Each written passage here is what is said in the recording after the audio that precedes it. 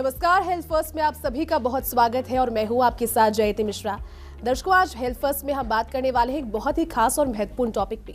आप जानते होंगे कि कहा जाता है, अक्सर हमने बड़े बुजुर्गों को सुना भी है कि शरीर एक मशीन की तरह होता है और मशीन का अगर एक भी पुर्जा काम करना बंद कर दे या फिर ठीक से काम ना करे तो फिर मशीन की स्थिति डगमगा जाती है, वो उतने प्रॉपर तरीके से काम नहीं कर पाती।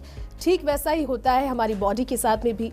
बॉडी को लेकर के क्योंकि लगातार हम चलते हैं और इस भागती दौड़ती जिंदगी में थकना बना है, घुटनों के दर्द की समस्याएं, आर्थराइटिस की समस्याएं हर दूसरे घर में अक्सर सामने आती है। हमने सुना है बड़े बुजुर्गों को, हमारी दादी नानियों को ये कंप्लेन करते हुए कि घुटने अब खराब हो चुके हैं, घुटनों में तकलीफ बढ़ गई है। लेकिन कौन से कारगर उपाय हैं घुटनों के दर्द को, आर्थराइटिस को ठीक करने के लिए? आर्थराइटिस के और एडवांस स्टेजेस क्या है, किस तरह से आप जॉइंट रिप्लेस करवा सकते हैं? तमाम सारे मुद्दों पर आपकी शंकाओं को मिटाने के लिए आज हमारे साथ स्टूडियो में मौजूद है डॉक्टर एस सोनी है। आप हैं senior joint replacement surgeon. Sir, आपका बहुत बहुत स्वागत है। हेड ऑफ द डिपार्टमेंट है राजस्थान हॉस्पिटल में। सर, एक्सपर्टीज आपकी इस मुद्दे पर बहुत ज़्यादा रही है। घुटनों का दर्द, घुटना खराब होना, ये बहुत एक कॉमन बीमारी मेरे ख्याल में हर दूसरे घर में नज़र आती है कि अब तो घुटने खराब हो चले, अब तो चला नहीं जा रहा है, उठा नहीं जा रहा है। सबसे पहला सवाल यही, घुटने खराब हो क्यों जाते हैं सर? घुटने एक्चुअली जो नॉर्मली ख़राब होते हैं, आम भाषा में जिसे हम आर्थराइटिस कहते हैं। आर्थराइटिस को अगर दो पार्ट में डिवाइड कर जाए, आर्थ्रो मतलब होता है जॉइंट्स जी, आइटिस मतलब इन्फ्लेमेशन। तो जो घुटना ख़राब हो जाता है उसको आर्थराइटिस कहते हैं। नॉर्मली इसके ख़राब होने के बहुत सारे रीज़न हैं। सबसे जो कॉमन रीज़न है वो है जेनेटिक। नॉर्मली फैमिलीज़ में रन करती है। कई लोगों के फैमिलीज़ में हम देखते हैं कि शुरुआत में लोगों के घुटने ख़राब होते हैं, उनके बच्चों के भी घुटने ख़राब होते हैं और पीढ़ी दर पीढ़ी चली जाती है। सेकंड जो कॉमन रीज़न होता है वो होता है मोटापा। ज़्यादा जो मोटे लोग होते हैं वो अगर घुटनों की केयर प्रॉपरली नहीं करते हैं तो भी उनके घुटने वेट की वजह से ख़राब होने के चांसेस होते हैं। थर्ड ये होता है कि अगर समझ लो कोई भी पर्सन जो घुटनों का ओवर यूज़ कर रहा है, जैसे कई लोगों का रेगुलर काम होता है जो घुटने के बल बैठते हैं या बहुत ज़्यादा सीढ़ियाँ उतरनी चढ़नी बहुत ज़्यादा करनी पड़ती हैं, तो उनके घुटने बेसिकली आप मशीन जैसे कह रहे हैं, उनकी मशीन ओवर यूज़ हो रही है तो नॉर्मली वो घस जाएगी, वो ख़राब हो जाएगी। तो ये बहुत सारे रीज़न्स होते हैं जिनकी वजह से घुटने ख़राब होते हैं। ऐसे ही अगर हम जेंडर वाइज करें तो फीमेल्स में घुटने ख़राब होने के ज़्यादा चांसेस होते हैं, बिकॉज हार्मोनल चेंजेस कुछ ऐसे होते हैं जिनकी वजह से घुटने फीमेल्स में मेरे ख्याल में ज़्यादा हाँ डेफिनेटली, और जेंट्स में कंपैरेटिवली कम होती है। और फिर लास्टली अगर हम कहें कि बहुत सारी बीमारियां होती हैं या कोई चोट लग जाती है घुटने की वजह से, जिससे घुटने अल्टीमेटली डैमेज होने लग जाते हैं। तो घुटने ख़राब होने के बहुत सारे रीज़न हैं। तो अगर हम कहेंगे कि घुटने क्यों ख़राब होते हैं तो रीज़न पेशेंट खुद जानता है या फिर डॉक्टरों ने बता सकते हैं कि आपके घुटने क्यों ख़राब हो रहे हैं, या फिर कुछ ऐसे रीज़न होते हैं जो पकड़ में भी नहीं आते। लेकिन एक बार जब घुटना ख़राब हो जाता है तब एग्जैक्टली हमें ये सोचना चाहिए कि उसको कैसे ठीक किया जा सकता है, ना कि ये ढूंढे कि रीज़न क्या था। लेकिन डॉक्टर सोनी, एक चीज़ बहुत लोग बहुत देर कर देते हैं, घुटनों के दर्द को आम दर्द समझते हैं और लगता है उन्हें कि कुछ तेल लगा लिया जाए या कोई बाम उस पर मसल लिया जाए, मरहम लगा लिया जाए तो वो दर्द ठीक हो जाएगा। मेरे ख्याल में थोड़े दिन के लिए ठीक हो भी जाता है लेकिन फिर वापस दर्द उठता है। तो क्या आपको लगता है कि देरी से पहुंचने से समस्या ज़्यादा बढ़ जाती है जब तक आप तक पहुंचते हैं? डेफिनेटली इंडिया में ये बहुत कॉमन प्रॉब्लम है। अब जैसे बाहर की कंट्रीज़ हैं उनमें जैसे ही थोड़ी बहुत भी इशू आती है तो पेशेंट हमेशा डॉक्टर को दिखा कर आता है, और जब डॉक्टर को दिखाता है अर्ली स्टेजेस में भी डिटेक्ट हो जाते हैं कि उन्हें क्या बीमारी है, या फिर घुटने भी अगर ख़राब हैं तो उन्हें अर्ली स्टेजेस में ही पता लगा जाता है। लेकिन इंडिया में क्या होता है कि ओवर द काउंटर्स जो मेडिसिन मिलती हैं, तो दर्द की गोली, जैसे ही थोड़ा बहुत दर्द होता है दर्द की गोली वो खा लेते हैं और काम चलाते रहते हैं। वो चाहते हैं कि डॉक्टरों के पास जाना नहीं पड़े, और फिर अल्टीमेटली जब वो सर से ऊपर निकल जाती है बीमारी तब डॉक्टर के पास पहुंचते हैं। तब नॉर्मली वो ऐसी स्टेज पर पहुंच जाते हैं जहां पर प्रिवेंशन के जितने मेथड्स होते हैं वो अप्लाई नहीं किए जा सकते। फिर अल्टीमेटली सर्जरी होती है या फिर मुश्किल हो जाती है। तो कोशिश यही करनी चाहिए कि अर्ली स्टेज में ही आप पर पहुंच जाए। ऐसे कौन से वो लक्षण जो अब महसूस अगर हो तो ये समझ लिया जाए कि आर्थराइटिस या फिर ऑस्टियो आर्थराइटिस की तकलीफ आपको हो रही है, अगर अर्लियर स्टेज की बात की जाए तो? अपने फोकस ऑस्टियो आर्थराइटिस पर करते हैं, क्योंकि फर्स्ट ऑफ ऑल आर्थराइटिस बहुत तरह की होती है। तो ऑस्टियो आर्थराइटिस बेसिकली घुटनों में कॉमनली पाई जाती है। तो जब भी पेशेंट्स को लगे कि उनको थोड़ा सा भी एक्सेस चलने पर घुटनों के अंदर की तरफ दर्द होता है, या फिर सीढ़ियाँ उतरने चढ़ने में दर्द होता है, या फिर जैसे अगर ज़मीन पर बाई चांस बैठ गए तो घुटने में बहुत ज़्यादा जोर लग रहा है, दर्द नहीं हो रहा लेकिन बहुत ज़्यादा जोर लग रहा है घुटने में, तो इसका मतलब उनके आर्थराइटिस शायद स्टार्ट हो गई है। और स्पेशली जो ऑस्टियोआर्थराइटिस होती है वो अर्ली मॉर्निंग या रेस्ट करने पर दर्द नहीं होता, और जितना ज़्यादा यूज़ करते हैं इवनिंग तक आते दर्द इतना ज़्यादा हो जाता है कि अनटॉलरेबल हो जाता है, असहनीय दर्द उसमें हो जाता है। सर, इसमें ऑस्टियोआर्थराइटिस की हम बात कर रहे हैं, एक लक्षण इसमें ये भी है कि घुटनों से आवाज़ें कुछ आने लग जाती है, फिर कहते हैं कि जॉइंट के बीच में कोई ऐसी कोशिकाएं होती है जो ड्राई हो जाती है, उसके बाद में अब कह सकते हैं कि ग्रीस अगर उसका हट गया है किसी मशीन का तो वो बहुत ड्राई होकर आवाज़ करती है, सेम एज इट इज। एकदम ऐसे ही है। घुटनों में एक्चुअली दोनों हड्डियों के ऊपर कार्टिलेज की लेयर होती है जिसको हम आम भाषा में बोलते हैं पॉलिश, और उसको पॉलिश को प्रोटेक्ट करने के लिए अंदर ग्रीस होता है। ग्रीस जो मेडिकल टर्म में उसे बोला जाता है हाइल्यूरोनिक एसिड। तो हाइल्यूरोनिक एसिड होता है, उसकी एक प्रॉपर विस्कोसिटी होती है, मतलब एक गोंद की तरह होता है। तो वो एग्जैक्टली दोनों हड्डियों के बीच में उनको आपस में टकराने से रोकता है, एक कुशन का इफेक्ट देता है ताकि वो आपस में टकराए नहीं। लेकिन विद एज क्या होता है कि जो ग्रीस बनता है उसकी quality day by day proper नहीं रहती है, बिगड़ जाती है, तो उसकी विस्कोसिटी कम हो जाती है। और जब हम कहेंगे कि बॉडी का वेट है वो सेंटर से निकलता है, तो सेंटर दोनों हड्डियां आपस में होती हैं, वो विस्कोसिटी की वजह से वो धीरे धीरे नज़दीक आने लग जाती हैं। फिर एक पॉइंट पर उनकी पॉलिश आपस में रगड़ खाने लग जाती हैं, और जब पॉलिश रगड़ खाने लग जाती हैं तो पॉलिश डैमेज हो जाती है, तो उसके नीचे जो बोन होती है वो खुरदरी होती हैं, वही रगड़ खा के आवाज़ करती हैं और वही पेनफुल होता है। रूटीन में अगर आपके घुटने से कोई आवाज़ आ रही है, अगर वो पेनफुल नहीं है तो चांसेस हैं कि वो बोन की वजह से नहीं आ रही और किसी टेंडन स्नैप या और किसी रीजन से आ रही है। लेकिन कोई भी घुटने में आवाज़ आ रही है जो पेनफुल है, इसका मतलब वो बोनी पेन है और उसका इलाज ज़रूरी है। सर, एक्सपर्टीज़ आपकी है रिप्लेसमेंट को लेकर, उससे बात करें क्योंकि जिस स्टेज में मरीज़ पहुंचता होगा जहां उसको रिप्लेसमेंट की ज़रूरत होती होगी, ऑस्टियोआर्थराइटिस में बात कर रही हूँ, रिप्लेसमेंट के अलावा कोई विकल्प है इस दर्द को ठीक करने का? अगर पेशेंट जल्दी आए तो बहुत सारे विकल्प हैं। शुरुआत में अगर हम सोचें कि बेसिकली इसकी स्टेजेस होती हैं, स्टेज 1, 2, 3, 4, और नॉर्मली रूटीनली जो हमारे पास पेशेंट्स आते हैं वो स्टेज 3 में आते हैं या स्टेज 4 में आते हैं। अगर पेशेंट हमारे पास स्टेज 1 या 2 में आए हैं तो हम उनके घुटने को बचा सकते हैं, बहुत साल तक ऐसे इलाज दे सकते हैं जिनसे उन्हें रिप्लेसमेंट की आवश्यकता ही नहीं पड़े। हो सकता है लाइफ लॉन्ग ही। इवन मेरी फैमिली में कहूँ तो मैंने अपनी मदर इन लॉ के सभी के ट्रीटमेंट चलाया, उनके घुटने मैंने अभी तक पिछले 10 साल से ख़राब नहीं होने दिए हैं। तो अगर मैं अपनी फैमिली की केयर नहीं करता, नेचुरली मैं पेशेंट की केयर नहीं कर सकता। तो सिंपल सी बात है, अगर मेरे पास कोई अर्ली स्टेज में आएगा तो आई ट्राई कि मैं उनके घुटने ख़राब ही ना होने दूँ। बट अगर वो ऐसी स्टेज में आते हैं जहाँ पर घुटने पूरे डैमेज हैं, जहाँ पर सर्जरी की आवश्यकता है, तो फिर एकमात्र विकल्प सर्जरी रह जाती है। अब आप कहोगे कि बचाव में क्या होता है, जैसे अर्ली स्टेजेस में जहाँ पर पॉलिश आपस में टकराती नहीं है और ग्रीस की विस्कोसिटी कम हो जाती है, तो बहुत सारे अच्छे ऑप्शंस में ग्रीस के इंजेक्शन, आर्टिफिशियल ग्रीस के इंजेक्शंस आते हैं जो हम घुटने में डायरेक्टली लगा देते हैं। 1 साल में एक बार ही लगता है, थोड़ा कॉस्टली होता है, लेकिन उससे विस्कोसिटी मेंटेन हो जाती है और वो 1 साल के लिए घुटना आपका डैमेज नहीं होता। फिर जो अंदर जो कार्टिलेज थोड़ी बहुत ही वियर टियर स्टार्ट होती है, उसके लिए मेडिसिन आती हैं, रोज़ हिप एक्सट्रैक्ट आते हैं, कोलेजन पाउडर्स आते हैं, वो देते हैं ताकि वो उनको रिपेयर कर सकें। फिर उसके अलावा बहुत सारी प्रिकॉशंस होते हैं, बहुत सारी एक्सरसाइज होती हैं जिनसे आप मसल स्ट्रेंथनिंग करते हैं या फिर घुटने को डैमेज होने से बचाते हैं, वो सारी पेशेंट को बताते हैं। तो उसको अगर वो पेशेंट फॉलो करें तो चांसेस हैं इनके घुटने डैमेज नहीं होंगे तो रिप्लेसमेंट होने की आवश्यकता आएगी नहीं, स्टेज तक नहीं पहुंचेंगे आप। ठीक है। इसके अलावा सर, एक बहुत कॉमन टर्म है कि घुटने तो अब बोल चुके हैं, अब तो इन्हें बदलवाना पड़ेगा। अक्सर बुजुर्ग लोग ये बातें करते हैं कि अब तो घुटने खराब हो गए, अब बदलवाना चाहिए इन्हें। वो कौन सी स्टेज है जब आकर के ये समझ लेना चाहिए कि हाँ, अब घुटनों को बदलवाना होगा?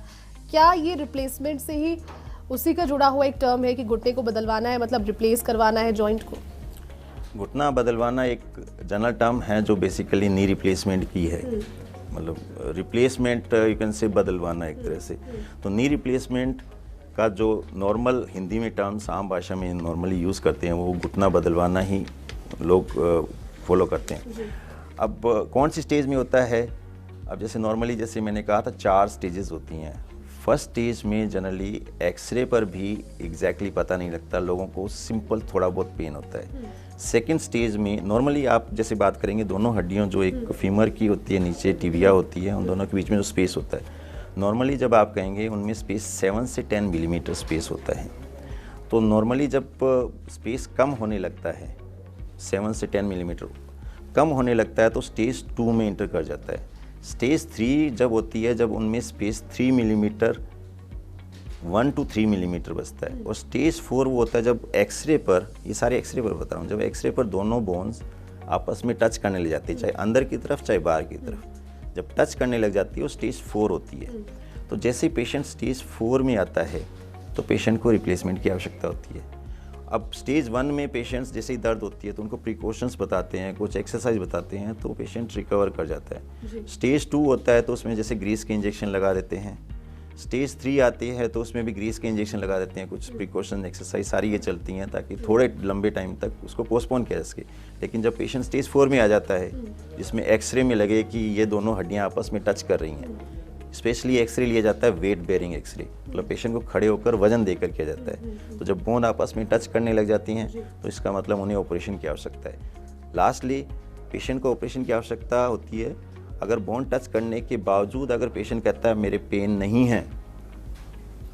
नी रिप्लेसमेंट सिर्फ एक्सरे को ट्रीट करने के लिए नहीं किया जाता, नी रिप्लेसमेंट पेशेंट की प्रॉब्लम्स को ठीक करने के लिए जाता है। तो अगर पेशेंट कहता है कि एक्सरे चाहे कुछ भी आए मेरे को दर्द नहीं है तो उसको नी रिप्लेसमेंट की आवश्यकता उस टाइम नहीं है, आइडियली नहीं की जानी चाहिए। पेशेंट्स नी रिप्लेसमेंट का मेन मोटो ये होता है कि पेशेंट को पेन फ्री किया जाए। अगर पेशेंट का एक्सरे कुछ भी आ जाए लेकिन पेशेंट को पेन नहीं है, अगर पेन ही नहीं है तो पेन फ्री क्या किया जाए। बिल्कुल। तो डॉक्टर सोनी, ये तो बात हुई अब तक किस तरह से रिप्लेसमेंट के लिए जाए, लक्षणों को कैसे पता करें। आगे बात करेंगे कि ऑपरेशन के बाद में क्या रहता है, लेकिन यहाँ पर वक्त चला एक छोटे से विराम का। देखते रहिए फर्स्ट इंडिया न्यूज़।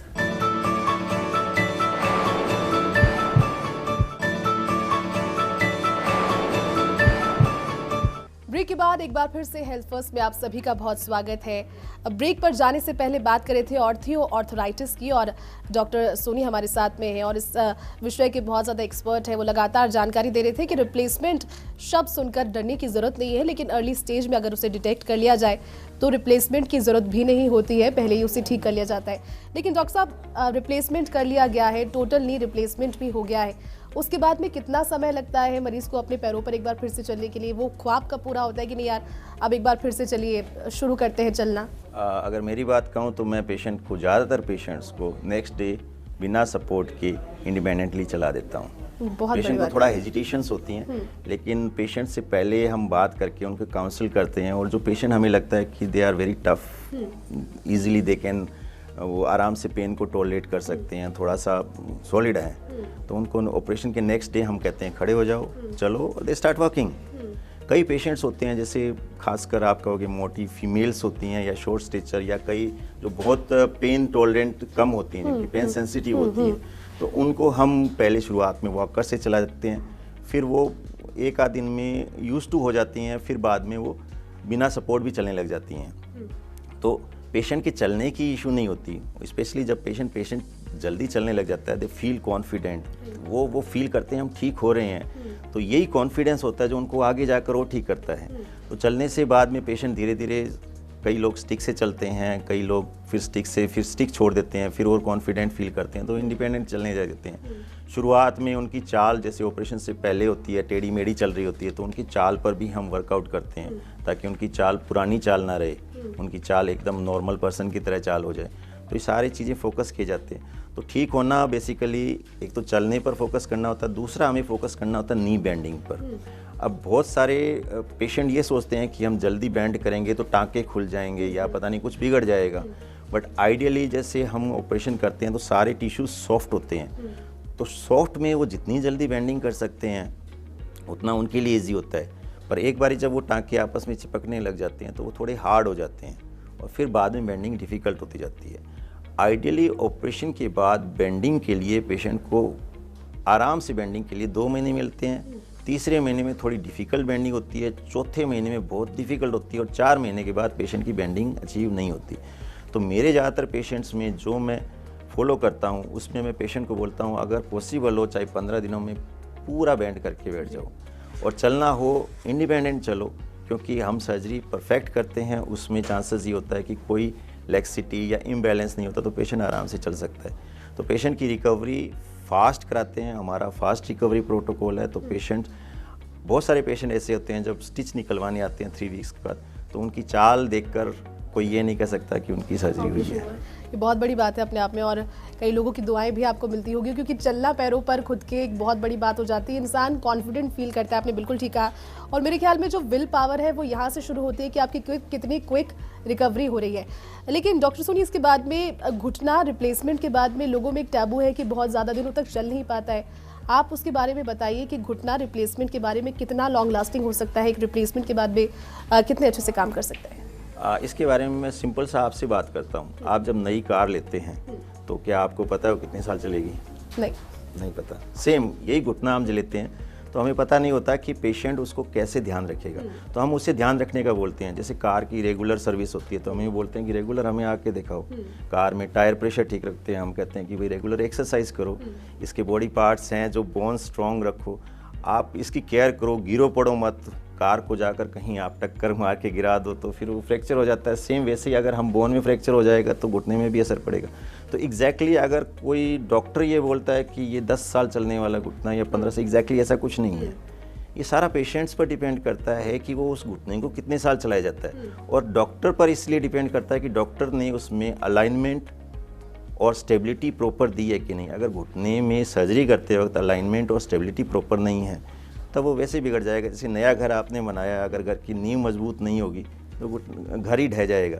तो अगर घुटना अगर आप प्रॉपरली सर्जरी की हुई है और पेशेंट उसके बाद रेगुलर एक्सरसाइज करता है, अपनी बोन को लाइफ लॉन्ग स्ट्रॉन्ग रखता है, मसल्स को स्ट्रॉन्ग रखता है, और जब भी कोई प्रॉब्लम होती है अपने ऑपरेटिंग सर्जन्स को रेगुलरली कांटेक्ट करता है, और तो और मैं हर एक पेशेंट को बोलता हूँ कि साल में एक बार आकर मुझे ज़रूर दिखाइए, ताकि मैं उसमें देख लूँ सब कुछ सही चल रहा है या कुछ प्रॉब्लम्स हैं।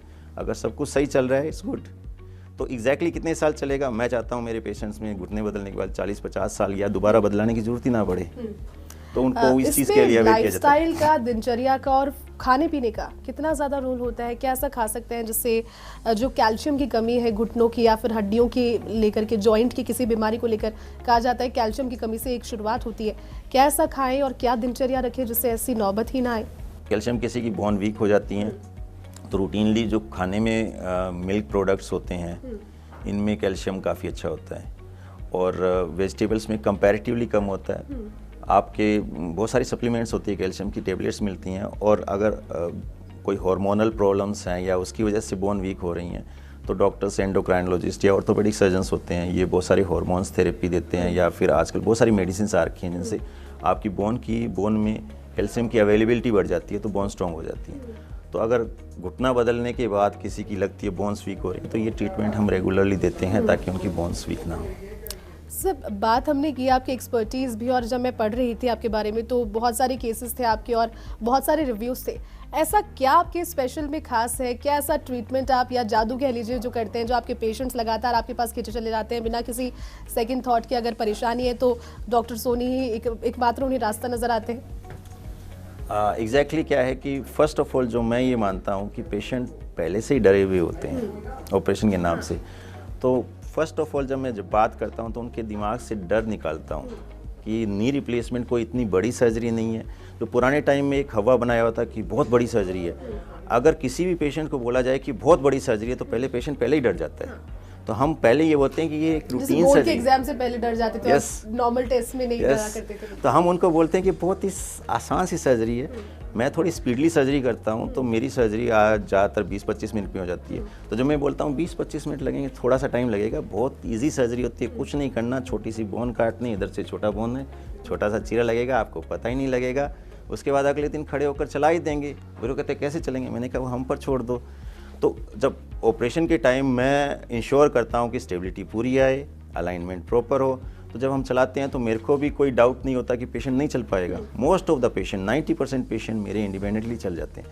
तो एग्जैक्टली जब ये सारे रेसिपी आप करें तो आपका खाना भी अच्छा बन जाता है, आप ये समझ लो। तो इसी तरीके से अगर ये सब कुछ करते हैं तो पेशेंट फील वेरी कॉन्फिडेंट, और नेक्स्ट डे मेरे पर्सनल फिजियोथेरेपिस्ट हैं और मैं मेक श्योर करता हूँ कि पेशेंट को फर्स्ट टाइम मैं खुद ही चलाऊँ मोस्ट ऑफ द टाइम।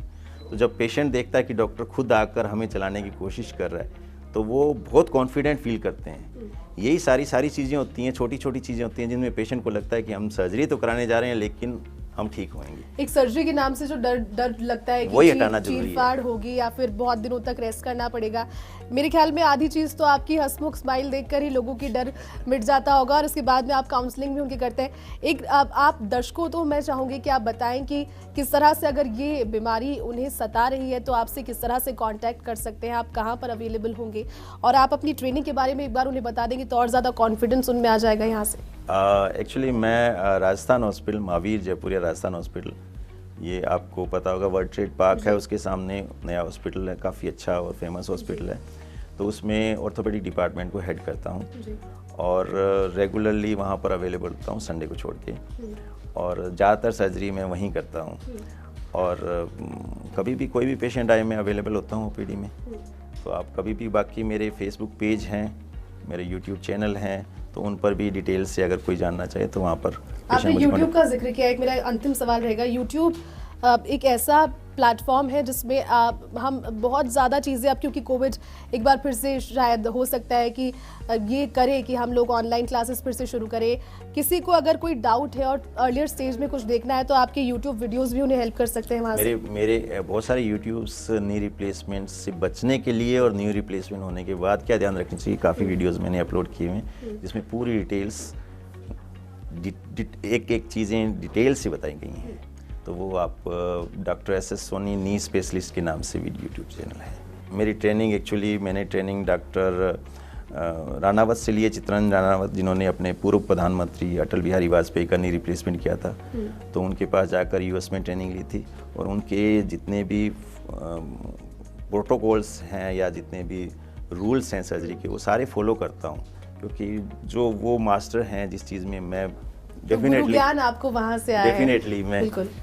तो कॉन्फिडेंस नज़र भी आता है और दर्शकों को आपने इतनी डिटेल में जानकारी दी और आप आए यहाँ पर, आपने समय निकाल कर, क्योंकि व्यस्तम शेड्यूल होता है सर्जरी के लिए और भी ज़्यादा अब लोग होंगे, वेट कर रहे होंगे। बहुत बहुत शुक्रिया डॉक्टर साहब, आप यहाँ पर आए और आपने समय आपके साथ में, हमारे साथ में साझा किया। तो दर्शकों, आज के एपिसोड में आपने देखा ऑर्थराइटिस और ख़ासतौर पर आगे जो स्टेजेस होती है घुटनों के दर्द से लेकर के, उस पर कोशिश हमने की हर एक सवाल, हर एक शंका आपके मिटाने की। अगर और भी आपको कोई डाउट हो तो आप हमें लिखकर भेज सकते हैं हमारे सोशल मीडिया हैंडल पर, और साथ ही साथ यूट्यूब पर भी, क्योंकि डॉक्टर साहब ने जिस तरह से बताया कई जानकारी के वीडियोस आपको वहां पर भी मिल जाएंगे। कोशिश कीजिएगा अपने आप को हेल्दी रखिए और हेल्दी आप खाएं, अपनी दिनचर्या में हेल्थ फैक्टर को जरूर समाहित करें। आज के एपिसोड में फिलहाल के लिए बस इतना ही, अगली बार मिलेंगे एक नए टॉपिक के साथ। फिलहाल के लिए हमें दीजिए इजाजत, नमस्कार।